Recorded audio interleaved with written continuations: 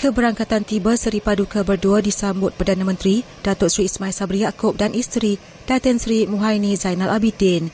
Antara Menteri Kabinet yang turut menyambut ketibaan baginda berdua adalah Menteri Luar Datuk Seri Saifuddin Abdullah, Menteri di Jabatan Perdana Menteri Parlimen dan Undang-Undang Datuk Seri Dr. Wan Junaidi Tuanku Jaafar dan Menteri di Jabatan Perdana Menteri Hal Ehwal Agama Senator Datuk Idris Ahmad. Turut hadir Ketua Setiausaha Negara Tan Sri Muhammad Zuki Ali dan Panglima Angkatan Tentera Jeneral Tan Sri Afandi Buang. Seri Paduka berdua menerima tabik hormat diraja daripada Batalion Pertama Regimen Askar Melayu Diraja yang terdiri daripada 4 pegawai, diketuai Major Muhammad Nur Nazmin Abdul Rahim dan 103 anggota dengan diiringi tembakan meriam 21 das serta lagu Negaraku. Seri Paduka berdua berangkat ke Turki pada 15 Ogos lepas atas jemputan Presiden Recep Tayyip Erdogan.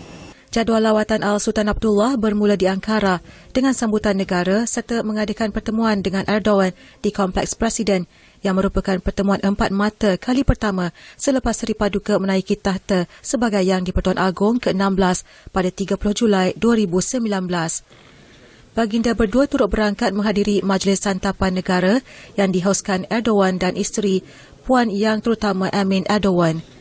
Pada majlis sama, Al-Sultan Abdullah berkenan menerima darjah tertinggi Kerajaan Turki, Turkish Order of the State, menjadikan Seri Paduka sebagai Ketua Negara ASEAN pertama menerima anugerah berprestij tersebut.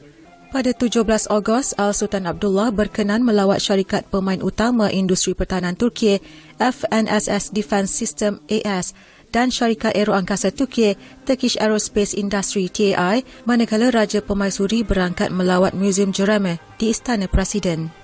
Sebelum berangkat ke Istanbul, Al-Sultan Abdullah turut berkenan menerima menghadap Naib Presiden Turki, Fuat Oktay pada 18 Ogos lepas. Sesi menghadap tidak berjadual itu diadakan susulan sesi menghadap Seri Paduka bersama Erdogan pada 16 Ogos bagi membincangkan agenda hubungan dua hala kedua-dua negara. Program Al-Sultan Abdullah ke Turki diteruskan ke Istanbul dengan beberapa program utama, antaranya berkenan menerima penganugerahan ijazah kehormat oleh Universiti Marmara dalam bidang sains politik dan hubungan antarabangsa. Al-Sultan Abdullah turut berkenan melawat tempat bersejarah di sekitar Istanbul selain bertemu 100 rakyat Malaysia yang menetap di Istanbul.